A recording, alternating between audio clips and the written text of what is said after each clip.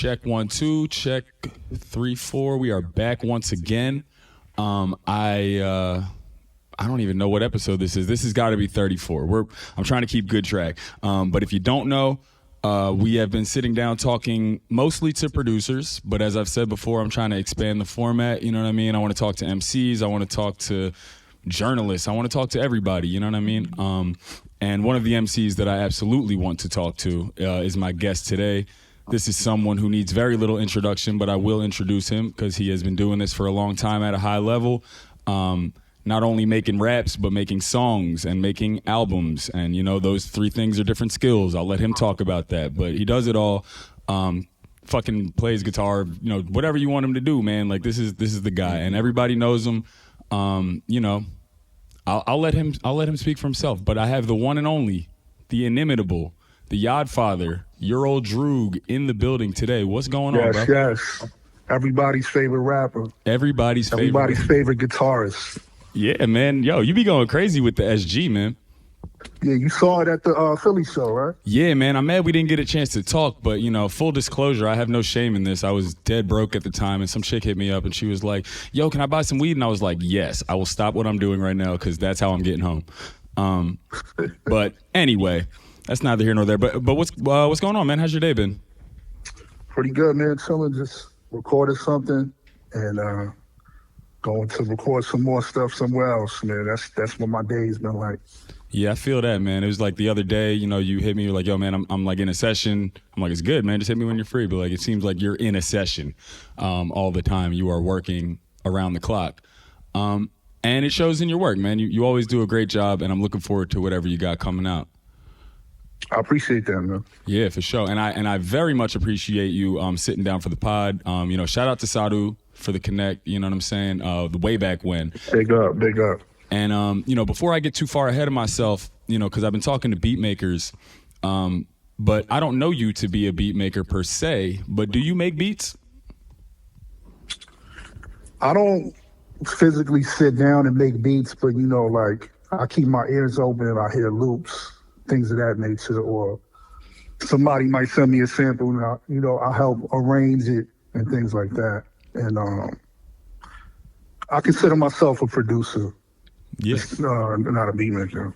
Yeah, no, that's fair. I mean, because, you know, especially if you're willing to work with a producer, you know, if you're willing to sit down and be like, yo, I like this, or I want this here, or like, yo, can you take this and do something? I mean, you're facilitating. You're not just giving that whole job to the person who's physically pressing the pads. Like, you are absolutely a producer.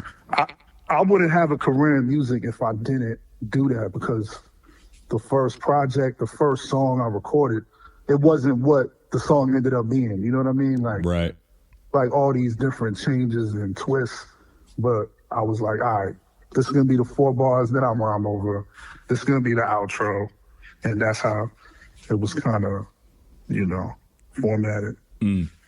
And, go ahead, man, my bad. No, I mean, there's also like, you know, the art of beat selection as well. So, yeah, you know, I had like a certain amount of rhymes or like an idea for a song, and I would try it on the different beats that, you know, the producer was saying or the beat maker was saying. And then I'll like, okay, this doesn't fit. Sometimes like we get boxed in and we feel like we have to rhyme over whatever we have, you know, whatever they send us. Right. So I think it's important to keep your ears open. Yeah, definitely. That shows in your work as well, because you always have a very good ear for beats. I always notice that about rappers, MCs, you know, like that's a skill in and of itself. You know what I mean? How many times have you heard people say about Nas, like, oh, he picks whack beats, which I don't agree with, and that's a whole nother debate for a different day. Yeah, neither do I. I don't agree with that at all. But, you know, people notice that for better or for worse. You know, they'll say, oh, Rick Ross always picks the best beats, which I agree with. But, you know, like, so the beat selection is a big part of what people end up perceiving about it, and I do think you have a great ear for that. Wino Willie recently described you to me. I'm sure he doesn't mind me saying this, as picky. Okay. You know, with the beats, which is a good thing. I mean, do you he want to be the first one to say that. Right. But I think it's like, yo, listen, man. If you're like a great MC, or you're like, you know, your voice sounds good, you can make a shitty beat sound better just by being on it. Fact. You know what I mean? Like, we could sit here and rap on every beat, and there's gonna be listeners who like, you know, oh, this is great. Like, but for me, I'm looking for something that's like dynamic on both ends, not just like, and you know, sometimes like, it's not like a banger. Sometimes you get a banging ass beat and you're like, yo, this doesn't even need vocals on it. So I'm not looking for that either. Right. But I think it's just, it's like you're combining ingredients, like you're cooking a dish. You don't want too much of, you know, one thing. But yeah, I am picky, man. You know, I just feel like, but sometimes you could get in your own way because you're looking for a certain sound. Like, you might be working on a certain project with a certain aesthetic. Yeah. And you might be saying no to heat, so you got to be mindful of that. Right. You know, but I know a dope beat when I hear one. Yeah, for sure, man.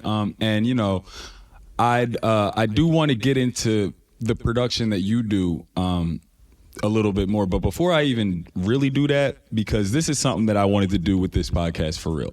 I've seen you say, you know, on Twitter, send beats. Okay. You know what I'm saying? Like, send beats. And niggas be like, oh yeah, for sure, I'm gonna send beats. I'm gonna send beats. I'm gonna send beats. You know what I'm saying?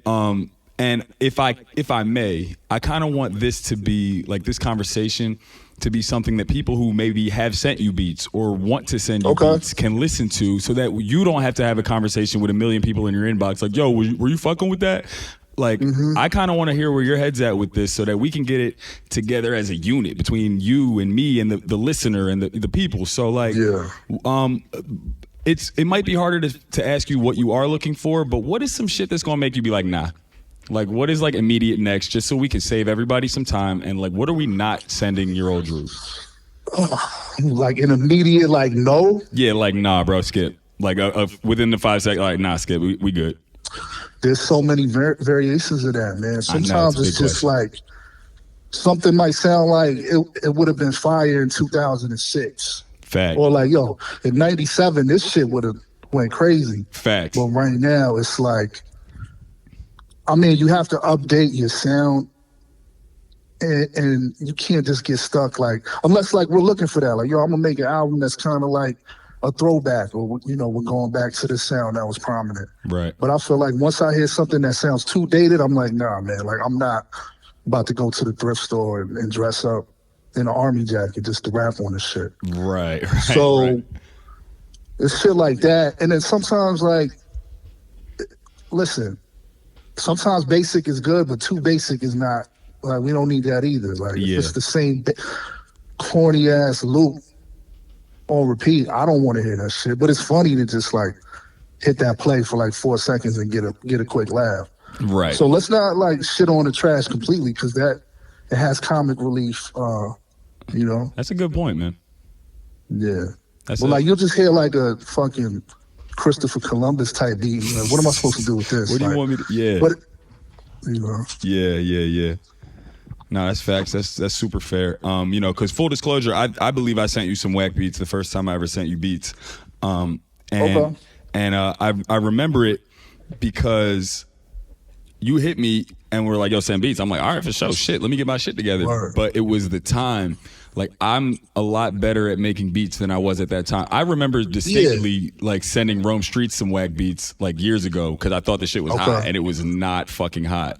But I guess what my question out of all this is should a person fully say, oh, you weren't fucking with that pack, so let me never send you shit ever again? No. Let me just keep it a buck. Yeah. The greatest producers of all time make whack beats. Fact. You know what I'm saying? Nobody's like shooting 100% for the free throw line. Right. Or they might not be whack beats per se, but they just don't fit a vocalist. Right. Or, you know, you might just be trying some shit. Let me just try to flip this sample that it might not work, but it might just be an exercise. So you can't get down on yourself like, oh, you know, the beat didn't get picked or the beat was whack. I feel like it's like getting shots up at a gym. You know, some of them are gonna break the side of the backboard, but the objective is to keep shooting. You know what I'm saying? You don't get too like down on yourself like, yo, fuck, I made a whack beat or I sent them a whack beat. I think a lot of beat makers get in their own heads that way, where it's like, damn, yo, I don't want to get my shit rejected, but it's not personal. It's just about finding a sonic fit or something that works for what the artist is looking for, or what they're trying to create. You know what I mean? For sure. I have more questions that are kind of just variations of that same question, so I'm gonna move around. Oh well, let's get into the psychology of beat making. Like, I want to know what goes through, the person's head when they're sending something. Word. Is it like, yeah, he ain't picking on, fuck that dude. Like, well, some people are fucking stupid and angry and bitter, and that's what the internet kind of breeds. So you're definitely gonna get some of that. In my mind, though. I spoke with August Fanon not too long ago for this podcast, and he gave me some very, very good advice, because I was asking him about how, he does a lot of remixes. And he was talking about how, like, and this is like more so for the listener, for real, like, he was like, I would make remixes so I could figure out how to make a beat for a song. A lot of my beat maker peers, who are some of the best beat makers alive, it's almost like, a battle rapper who can't make a good song. Yeah, my man 88 Keys is like that. You feel me? He would ask for an acapella, like any acapella in the BPM, and then he uses that to like make a beat for you. Now, have you done that with some of your more like trusted people that you work with? Just be like, yo, this is the BPM, this is the one, and just make something around my voice?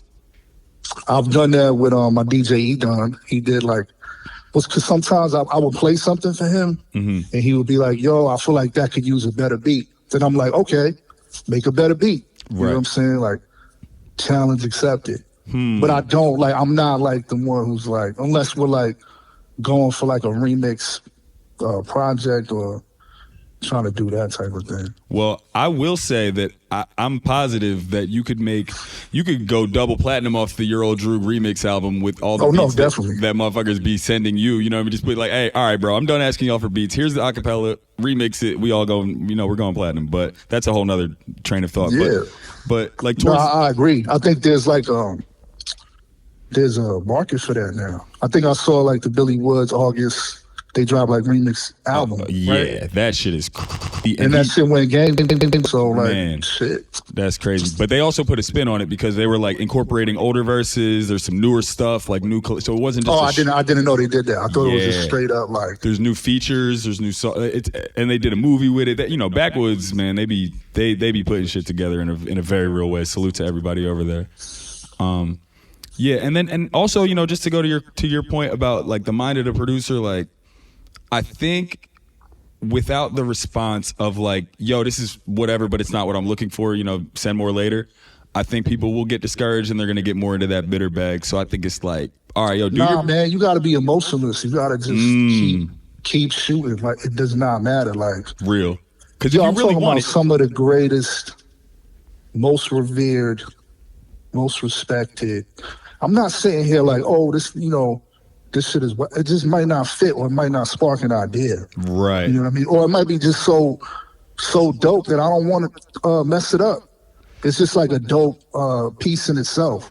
Yeah. It doesn't lend itself to words. Right. But you hear the most crazy, like, I don't know if Wano would want me putting it out there, but like, I get certain packs from him and I'll tell him like, yo, the technique, everything, like, the drum programming is A1. Yeah. But like, I'm not feeling like the overall beat, like as a state, Right. Or like it's not helping me write type shit. So it's just all the ingredients have to mesh well together. Yeah. You know what I mean? No, that makes perfect sense. And I think, I hope that provides some clarity for the listener on some like, yo, y'all talking about send beats and like, you know what I mean? Like, I hope that kind of puts you a little bit more as the producer, like go back to the lab, you know what I mean? Like he said, take some more shots and keep that in mind because that's so real. Sometimes I be trying to make the best beat I can make and I know damn well nobody's going to be able to rap over it because they shouldn't. Yeah. Like, this is just an instrumental piece of music. You know what I mean? Yeah, and I think that, when the early advent of the drumless stuff started happening, it was dope because it was just very minimal. Like the vocalist could almost complete the song. You know what I mean? Right. It was like you just had like 2 or 3 elements, and you could finish it. Sometimes you get a beat, it's so complete you can't really add anything to it. Yeah. It's like, damn, this shit is amazing. Like, and the drums are like kind of knocking you out the pocket. Shit's already done. I mean, eventually you get to a place where like you can rock over anything. Yeah. But just because you can rock over anything doesn't mean you should. That's You know? a fucking jewel. And yeah, and one more point that I should point out, because you said it, like the lazy loops are driving me fucking insane, and I don't even get people sending me them all day, so I can only imagine how you feel. So to the listener, just because something is drumless does not mean that it needs to be the same 4 bars looped for 4 minutes. Yeah, there's no real creativity there. I feel like, and it'd be like the cheesiest part of the sample too. Like, yeah, like that's what you chose. Right. But I get it. But I mean, if that's what you're going for, it's a volume game. So it's like number 78 might be fire. You know what I'm saying? You might get a fire one out of that shit. Eventually. But for the most part, like just hearing that shit on repeat is a little tedious. Yeah, I should say so. And so has anybody that you've never heard of before sent you some heat recently? This is dude, he hit the business email like out the blue. Real one. So I saw his name and I played some of the joints. Okay, this is dope, but I ain't select none. And then person I work with sent me beats from him, and it was like, okay. And I never heard of this dude. Like, he doesn't have a big name and shit, but we got some joints recorded. Cool. Yeah. Yeah. So it is possible. I don't want people thinking that this is like some wizard behind the curtain bullshit where he's like asking for a bunch of beats and then doing something nefarious with them. You know what I'm saying? Like, nah, I mean, even Crew Toy Edition, the producer on that who did a bulk of the beats, Argov, he hit the business email like one day, and that's how that relationship spawned. So business email. Man, you could get heat anywhere. You know what I'm saying? I mean, before I met Sadu, I feel like he was sending stuff. You know what I mean? So like, even before cats make their name, you bump into them and they're hungry. Like, there's always a chance that you'll find. I feel like anybody could make heat. It's not about like a big name. I'll be more disappointed when like I get a whack beat from like a big name producer. I don't want to fucking just do it because so and so got a name. Yeah, that's gotta be crazy. If I get a crazy beat from a no name and a mid beat from a superstar, I'll probably rhyme on the no names beat. That's real, man. And 9 times out of 10. And as far as Sadu's concerned, I would never stop hitting him for beats if I was you, because just based off of what I know about that guy, he has like 25,000 fucking unreleased beats, and they're all crazy. No, he probably got too much. He got way too much heat, man. Yeah. Shout out to him. He taught me how to make beats on Ableton, so always going to be appreciative of that. So let me see. That's that. Oh, you know what? I was going to say, because I was trying to look through like the producer credits and everything like that, like the self-titled joint. That was all one producer, if I'm not mistaken. So that was the dude, Mono. He went by RTNC in those days, Rich. And so he sent me like those initial batches, and I would take them to the lab. And a few of them like needed like, maybe like an extra sample or some drums. And the engineer at the time, Skiz, added those elements and shit. But he did most of, RTNC did most of the production on that. I mean, I was just like helping arrange some of those things. Yeah. Yeah, man. Those beats are, I love all your work, man, but like that one is such a standout to me. It's so crazy. And that one and Pax, we could talk about that shit. That's like for sure. But I guess what I'm getting at is, prior to it being 2025 and you having as many followers as you do and the resources to just be like, yo, send beats, how did you connect with these people who were just giving you straight up fire? Like were you as selective in that time, or how did that kind of look? See, that's like a different time. And I feel like, when it came out, if you weren't there, like you kind of don't have the context and what things sounded like. It wasn't a lot of music that sounded like that coming out. True. So I'd say like right before I made that project, that was like late 2013, it dropped in 2014. my man Sasha Jenkins, who gave me the Droog name and discovered me. Rest in peace to him. For sure. He would introduce me to producers, or like via a third part, like somebody else that he knew. So I'd go to like one dude's studio in Brooklyn, or this other guy would send beats, but it was never like, I never got what I needed. It was just like, all right, these joints are cool. Right. Then eventually I connected with Rich, who, it's funny, he lived not too far from Sasha uptown. And he sent me like, I had an idea for a song called Nutty Bars. Like I had the title and I had maybe like the first 12 bars, right? Love that song. So I was sending a couple emails out like, yo, who should I get heat from? So this dude I was working with at the time named Tim, he connected me with Rich. And then he put us on an email. He sent like 3 or 4 beats. I tried spitting the opening bars on it. It didn't fit. I let him know that. I was like, yo, these are dope, but it's not working. Then he sent like a full batch. He sent like 2 full SoundCloud private links. Word. And then like the first joint I played was the beat that ended up being Nutty Bars. Wow. And then in those 2 batches, I made the whole project. So like, even like a track like U47 off that project, I only had the drums. I wrote the whole song to just the drums. Wow. So I took that drum part to the studio, and then we added like the overlaying sample and a couple other records like that. It was just like, you know, a lot of like samples with different changes, but I wrote the songs to.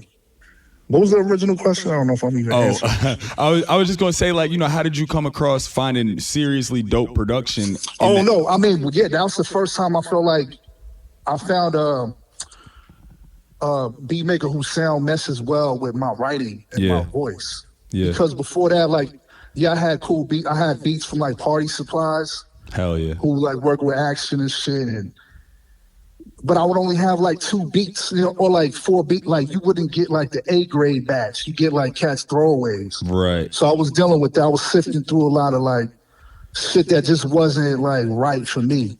When I linked with Rich, his sound kind of like matched mine in the sense that like when I heard his beats, like I would see like my environment. I see Brooklyn. I see like it made sense. Like it felt right. Yeah. It felt like a piece of clothing that like you put it on, you're like, oh, I'm supposed to have this on. Yeah. It's not like ill-fitting. So that's what I felt. It's about like, and that's another thing for producers to keep in mind. Just because it might just not mesh well. You know what I mean? Yeah. With what the artist is looking for.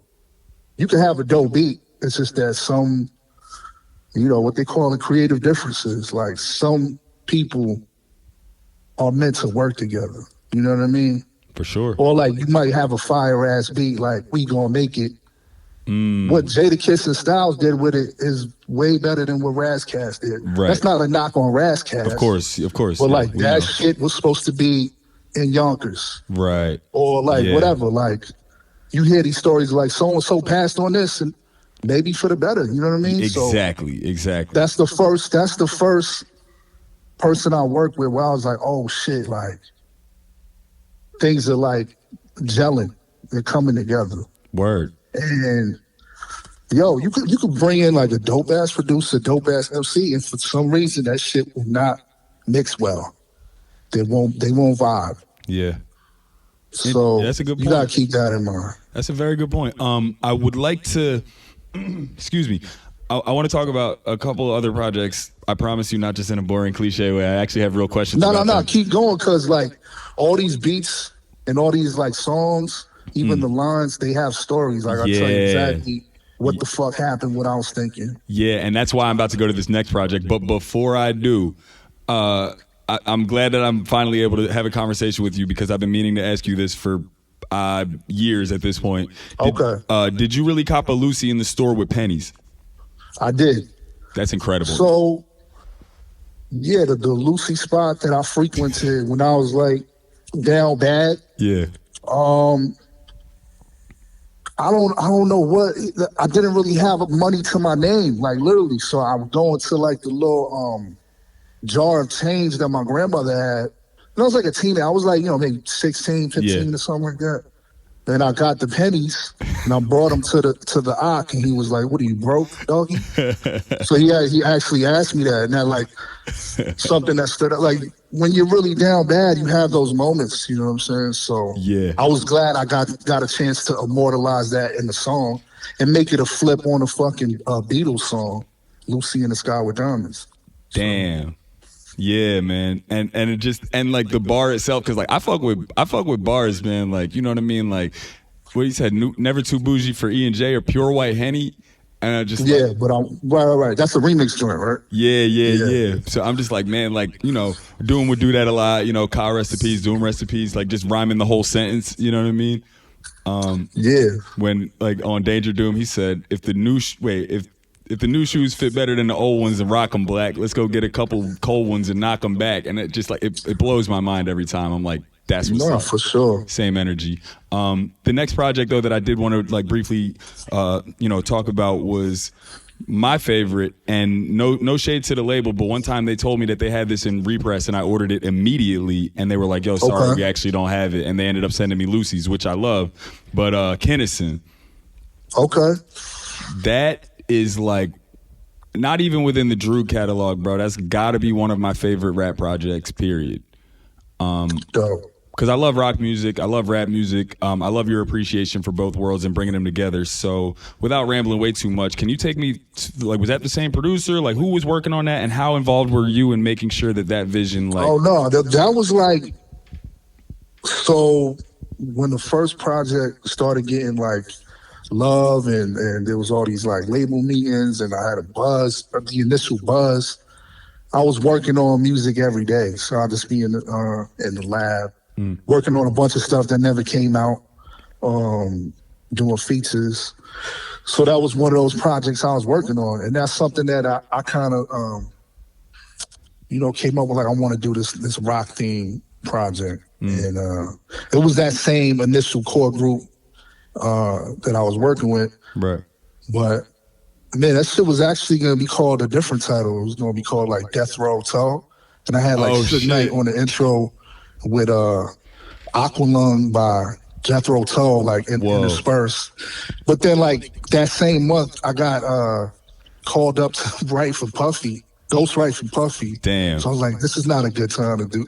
Yeah, nah, fair. That's crazy. So I pivoted to the Kinnison shit. But I feel like it was just something I feel like nobody ever did. And I was like, yo, let me just flip all these rock references. And it was dope. Just the way it came out. Like, yeah, like Rolling Stones covering it. It was just like unexpected. But yeah, I just remember doing that like right before like my first tour. And I was working on a lot of stuff at the time. Yeah. Man, that Rage Against the Machine joint is crazy. I love that shit, man. You said it yourself, timeless, bro. The songs don't age, and that joint is really, really timeless to me. I just wanted to just acknowledge that because I fucking love that record and I think it's great. Word. So you do this work as far as like, I guess figuring out what you want and how to get it. At any point, because you said you don't make beats, like at any point were you ever like, yo, man, fuck it, I just need to make my own beats, and like tried it and it didn't work out? Or were you always just like, nah, I'm rapping and that's what I'm doing? No, I'll be honest though, like I done sat there and told motherfuckers what to loop up and what to make. So I was kind of making beats. I just didn't have like my hands on the pad, you know what I mean? Yeah. Or like there were certain tracks I worked on where, man, I would fucking hum the melody, yo, play this. No, do this.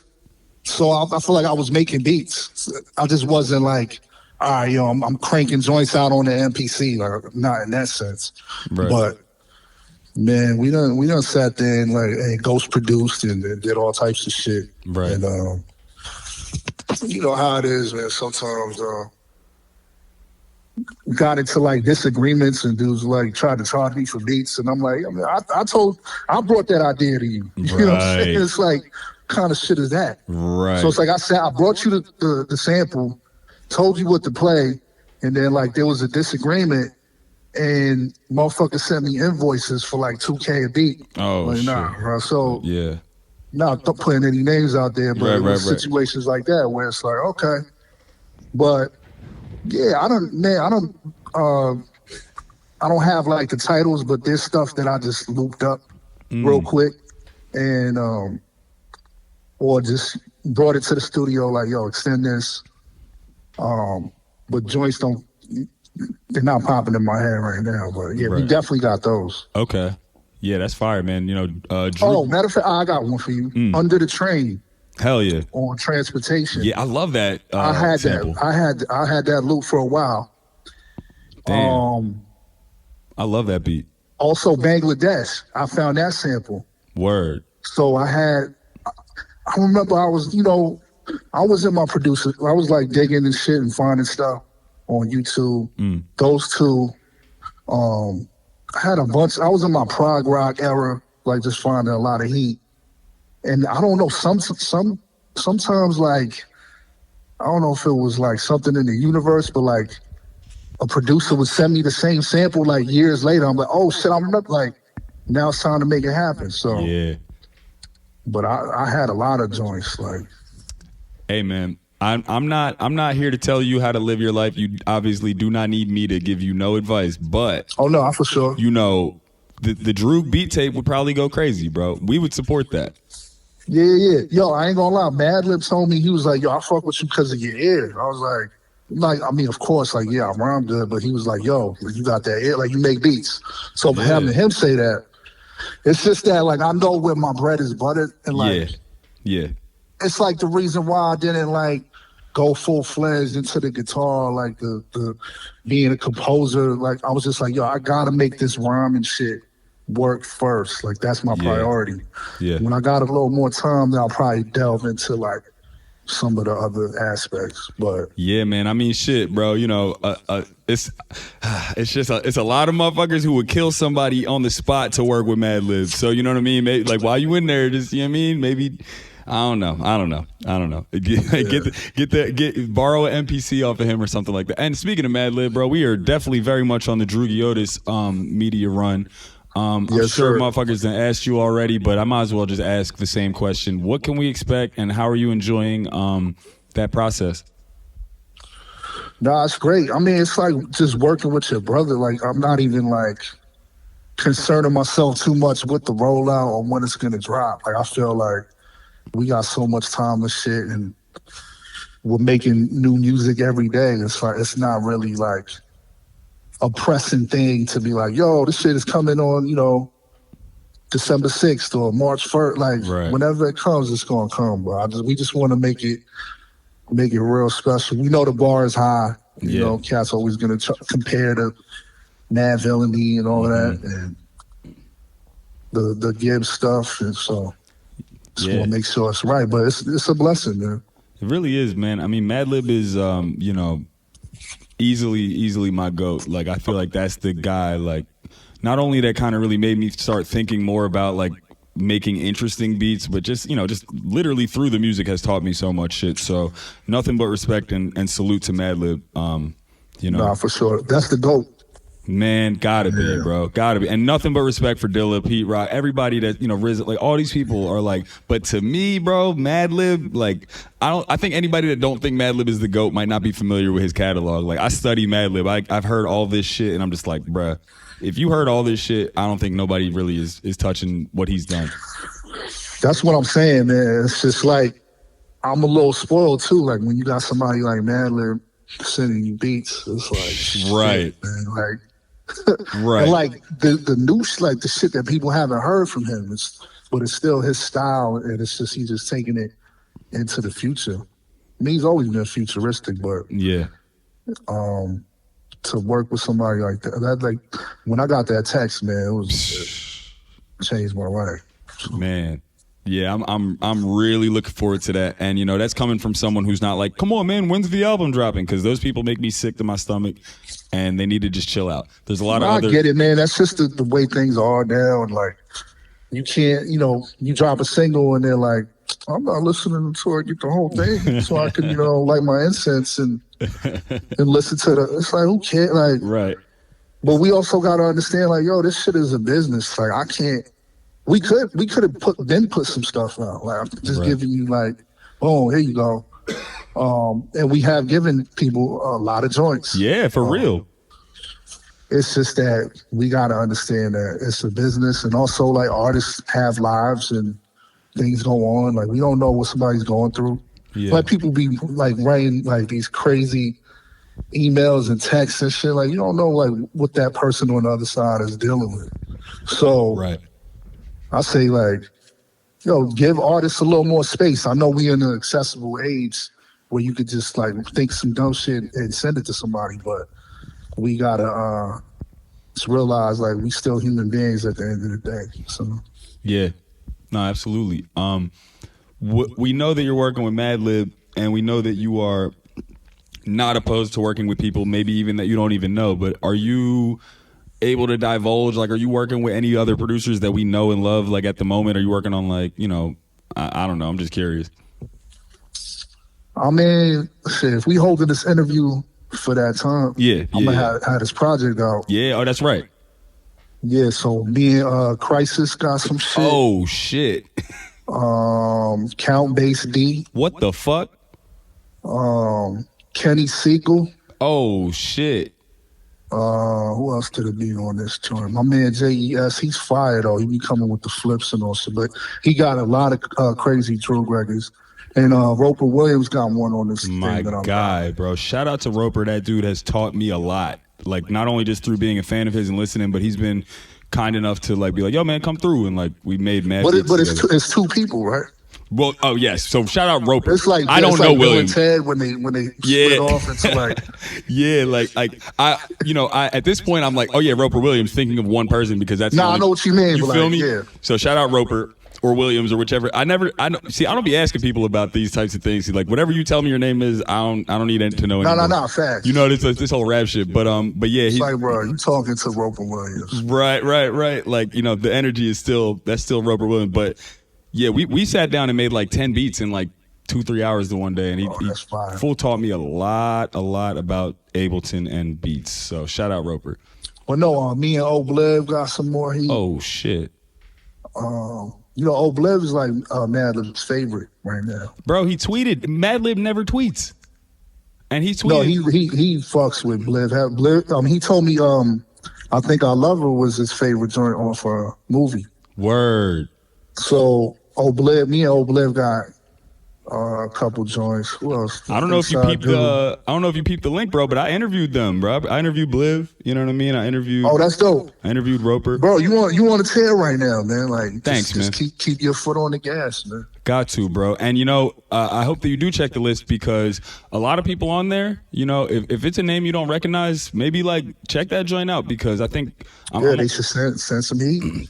Come on, man. You heard the man. I think this interview, like, if they listen to it, provide some clarity in terms of like, the process of like what beats make it and which ones don't. Yeah, man. Because I hope that works out, in your favor, because it's gonna work out in my favor on some. Oh shit, you interviewed Droog. What the fuck, you going up? But on your end, it's like I want people to be like, oh, okay, so that you don't have to say this whole 45 minutes of dialogue to get that point.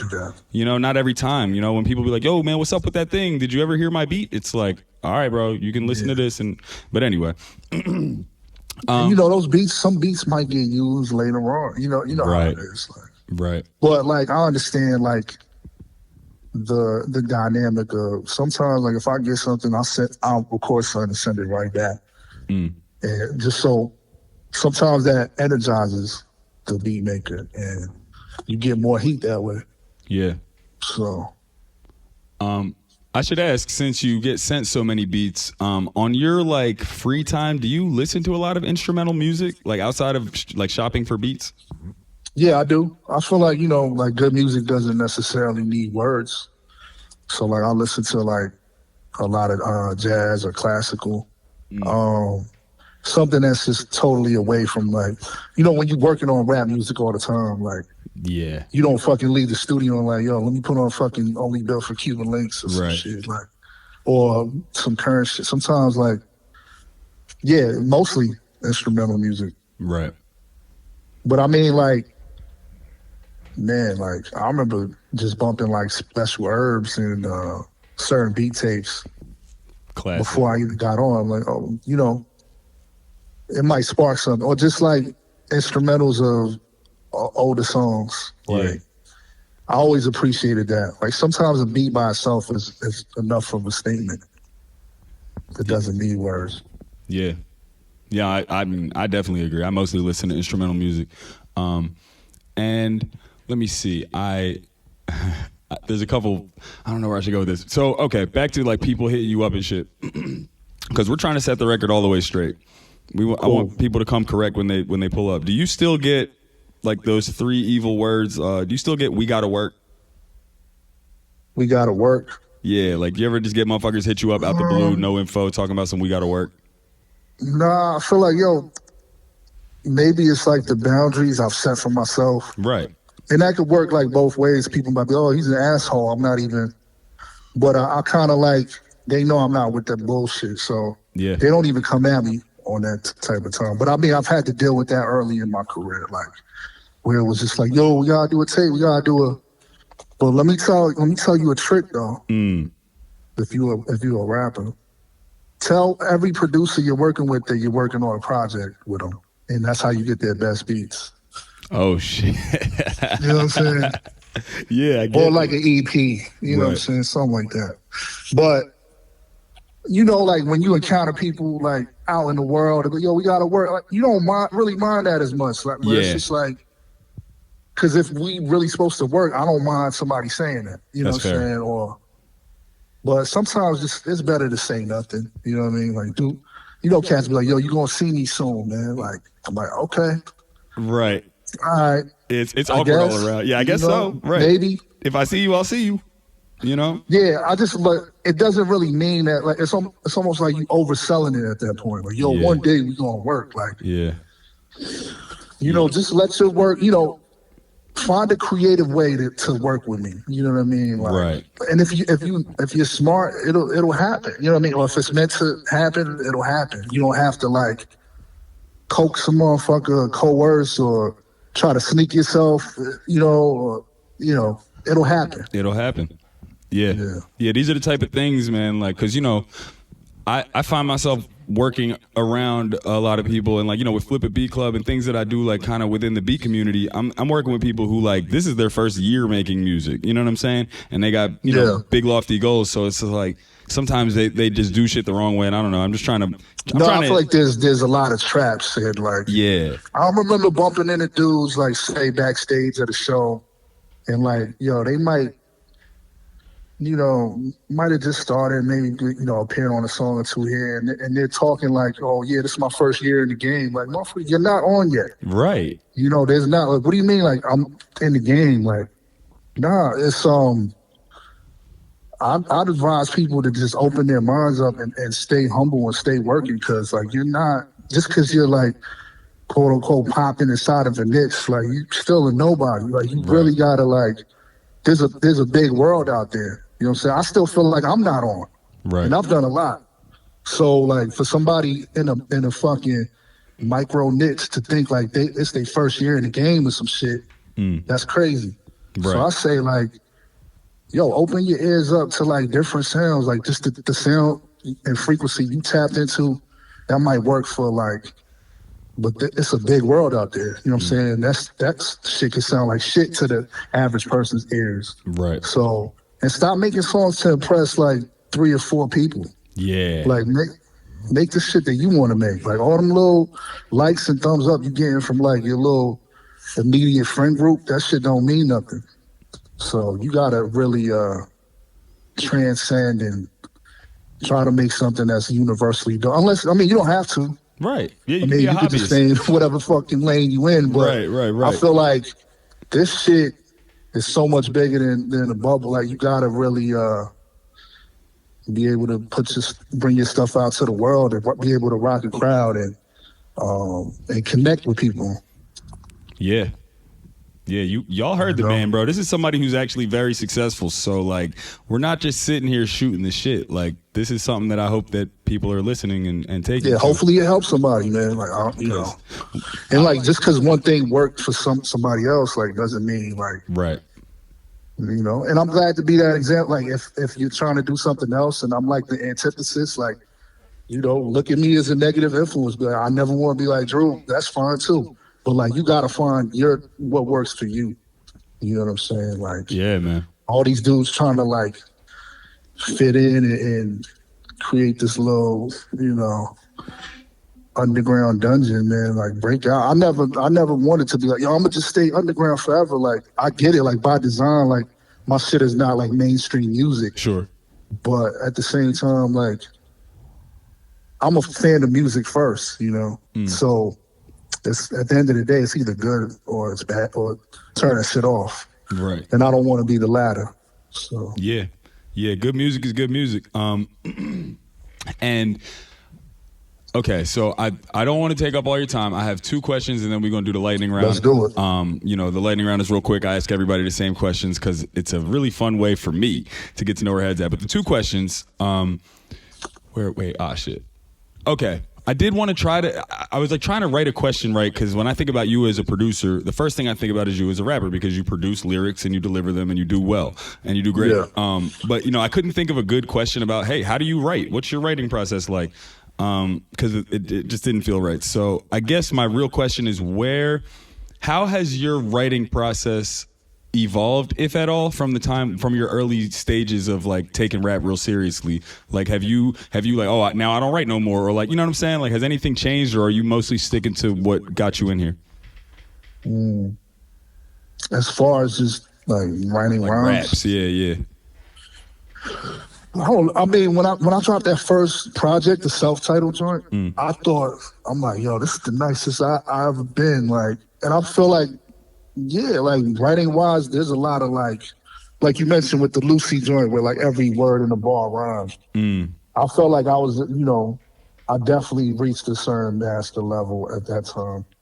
Then that's where you hit the bumps in the road where, at least I did, where I'm like, okay, now I'm gonna go to the studio and I'm trying to knock the verse out like right on the spot. And I realized like sometimes that works for me, sometimes it doesn't. So it was about getting back to like what works for me. Like sometimes my process is I'll just come up with, you know, like 12 bars real quick, and then I'll just finish it later. A piece like without my piece bar 13, 14, and just do it that way. Right. Or sometimes I just come up with a whole 20 and then I gotta finish it. But I'm never like in a rush. Like the listener never knows that you did it like in 30 seconds or whatever the fuck. So I try to perfect it. Yeah. And I'd say like the most important thing for me has been like vocal production, which I'm sure like some people don't even, they just knock out one verse in a few takes and they just move on. But producing your vocals is a lost art. Yeah. Like there's a million ways you could say one line or one word. Yeah. So a guy could do 10 takes. The way he says the word, you know, I don't know, any one word, he'll never say it like the same way. Right. So there's an art to that, and selecting, like recording is such a complicated thing. Like when you get in that booth, especially like if I came up rhyming outside and in school, like that transition into recording vocals in the booth isn't always smooth. Right. Yeah. You know what I'm saying? Yeah. Like the vocal booth can be daunting. So I'd say like I made the most inroads as far as like recording, the way I say certain things, the way I deliver. But, you know, we've been nice. To me, it's just like I always try to channel like the days before I got on. Like that's right. Because I was nice then. I'm like, let's get back to that. Like when you weren't doing it for money, you know what I mean? Yeah. Because so I like just keeping it raw. Because it's not, the rap shit is not rocket science. You know what I'm saying? Right, like, right. You just write a good rhyme. Right. Or you can write a great rhyme. Just write the rhyme that fits best for this song. So yeah. Word. Man, yeah, that's insightful, man. I that's like some real shit. And then the last question, I wanted to make sure that I saved my cliche question for last. Is okay. You know, we know that you got to work hard to do this shit. We know that you have to have a good ear. You have to have and you have to be attuned to like quality shit. But you also have to gamble on yourself. And I'm wondering, like, just your take on, like, how much you had to, like, gamble or sacrifice or give up to make sure that you were straight. Like, because I want to hear that from you. And I'm sure the listener wants to hear it from you. Like, like, shit could go one way or then it could go another way. You got to just, make sure that you're your own biggest fan. So, like, how do you kind of, like, feel about gambling on yourself? Man, this whole entire thing, like, it wasn't like promised that I would have a career. People look like my family and so-called friends would look at me crazy, like, "Oh, you pursuing that? Okay, yeah, like, right." Or like straight up, like, he's a failure. You know what I'm saying? Right. Like, my sisters, like, they didn't know what I was doing with my life, but eventually it pays off. It paid off because I worked hard and I took the risk. But I was going to the studio paying $25 an hour to record in somebody's fucking kitchen, bringing these crazy ideas, these loops. But I had the vision. I have the vision. I feel like that's one of the secret weapons. It ain't just, oh, you rhyme well. Like, there's a million great rappers and shit, people who can string syllables together. That's nerd shit. Right. But having a vision and something that you believe, and even if it's true, like, something is dope because you know it in your heart. Like, a million people could say it's not dope, but it don't matter. So too many people go with the crowd. Yeah. If it's like 100 million people saying it's wrong, saying it's bad, that doesn't mean they're right. If it's like 1 million people, screaming in favor, that doesn't mean they're right. You're supposed to know. Right. You know what I'm saying? Regardless of the crowd, what the crowd is saying. And, people fall victim to, like, whatever, like, public opinion is, but it's like, it's something that I know. Like, this whole shit been a gamble and a risk. And I done been in positions where I had it, lost it, got it back, lost it again, got it back. I'm like, all right, bet. So I remember recording songs, even in like working on transportation and stuff like that. I'm recording, I'm in the vocal booth, I'm thinking, like, if I don't get this take right, I might not have a career. Man. And that's a real thing. That's a real feeling. That's like, I know how much I have in my bank account at the time. And right. I know I just dealt with this thing, this other financial situation, or you might do something and you don't get paid. So then you gotta, like, regroup. Yeah. And you can't get, like, bogged down by your current financial situation. You can't move like that, because then you start doing corny and, like, you got to think bigger than, like, where you're at right now. You got to see the bigger vision. So, like, this whole shit is a gamble, like, and it's funny. Like, I was actually, like, gambling, like, prior to recording my first project. So, like, that shit was intertwined. It's, like, poetic in a sense. Damn. So you're putting money up on yourself. You're betting on yourself, man. Yeah. With this music shit. Literally. And so, like, if I'm putting a project out myself, I got to allocate certain budgets, and what are you willing to bet on yourself, Man. But you got to be smart too, because, like, YouTube isn't what it once was, like, with music videos and shit. I remember you could put a video up, that shit would just go viral. Like, you got to think about TikTok and all this YouTube shorts and all these other mediums and social media clips, and you got to fight the algorithm. Yeah. So, I could sit here and spend X amount of dollars on music videos. Like, if you don't have the outlet, like, there's no MTV or BET for you to get that commercial. So you got to be smart with how you. Now motherfuckers is paying for promo tweets and shit. Which is, oh man, bro. You know what I mean? Like, you get like 20, 30 people tweeting about you. But it's like, I feel like people see through that as well. Immediately. You know I do. Every time. Yeah. No, but you see that shit, it's like, yo, for business inquiries, like, motherfuckers is charging for tweets, bro. Yeah, and not getting no motion because the algorithm also knows that you're doing that. So, like, you can tell. Nobody's going to see it. Because they do it for everybody indiscriminately. It's not really connected.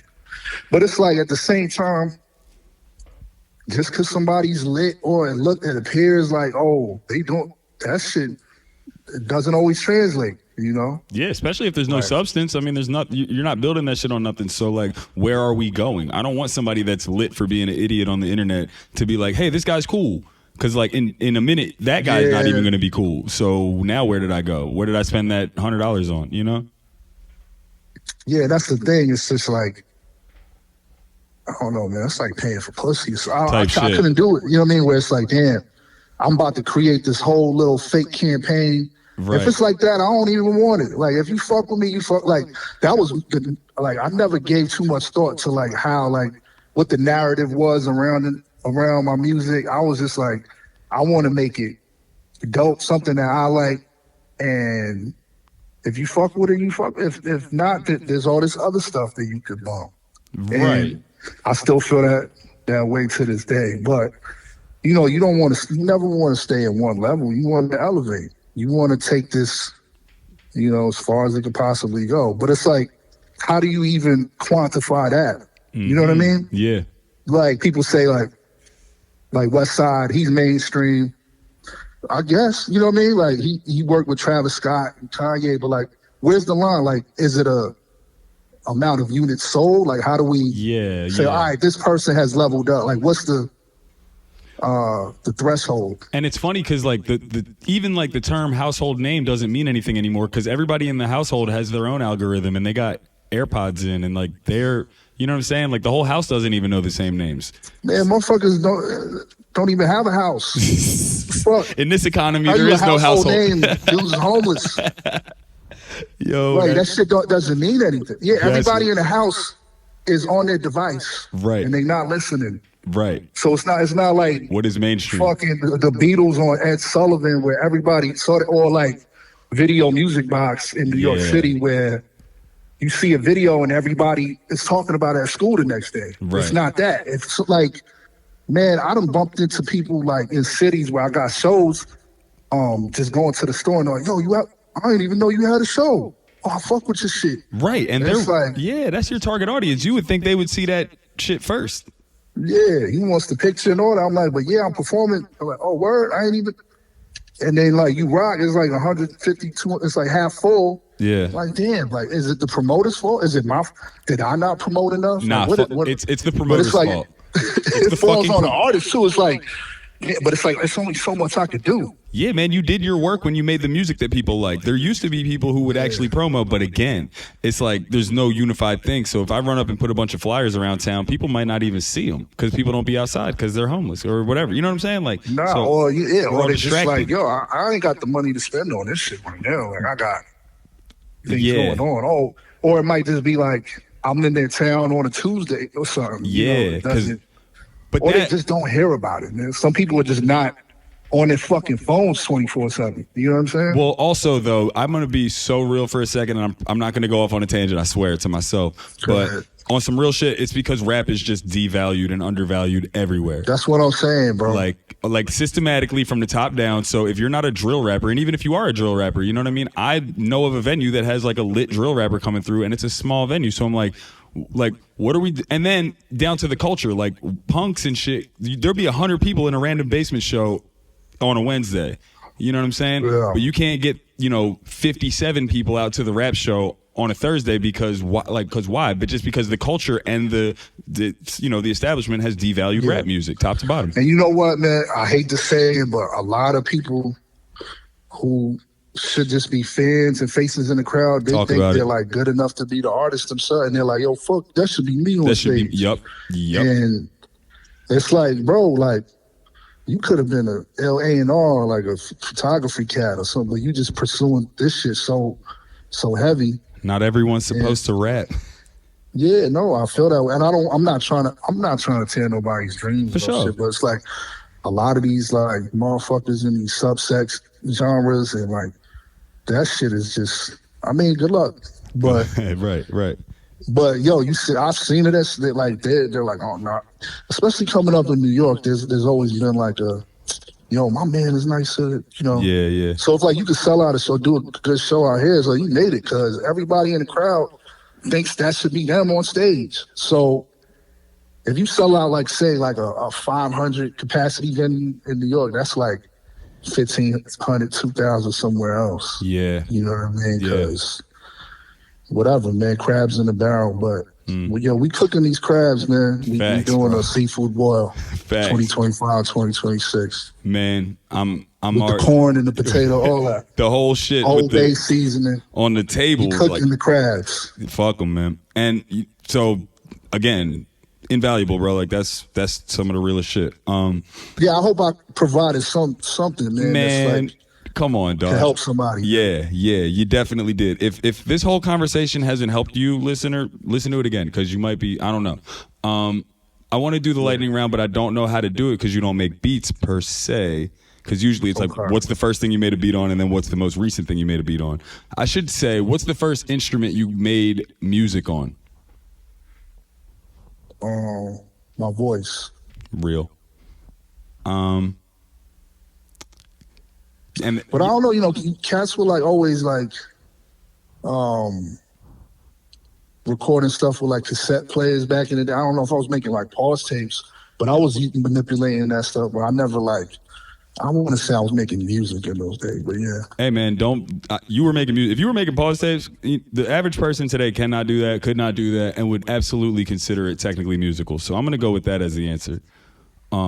And then most recent, I would imagine, would be your voice because you've been rapping all day and all week and all year and for a long time. Yeah, no, I mean, but playing guitar too, like on records and stuff like that. Like on that Killer Mike, the Edge record, that was probably the first solo I laid down. Damn. So good shit, man. We want to hear more of that, man. We want to, and for sure, man. I got you. Break out the 12 string too. We want some acoustic Droog. We want all that, man. Yo, fuck 12. Get a 13 string. I think we're gonna do that for sure. Yeah, man. I watched you rip the War Pig solo for real, and I'm like, that's what's up. Man. You know what I mean? Like that was super fire. That shit is fun, man. I'm glad you caught that show, man. I feel like that's the best way to like consume my music. So it's like, or anybody's music, is to like experience it live. Yeah, you put on a hell of a show. A lot of people get away with tricks in the studio, and they shrink when the lights are black. Yeah, absolutely, man. That was an excellent live show.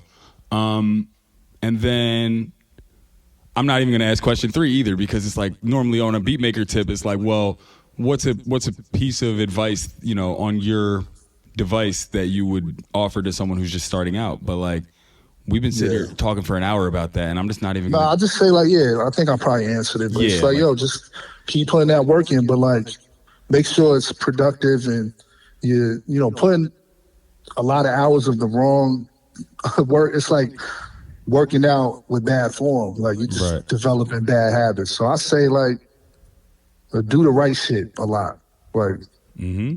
But you gotta like open your mind up and know what's right, what's wrong, what works, what doesn't. So go with what works. Go with what works. Absolutely. All right. Well, this one you can answer.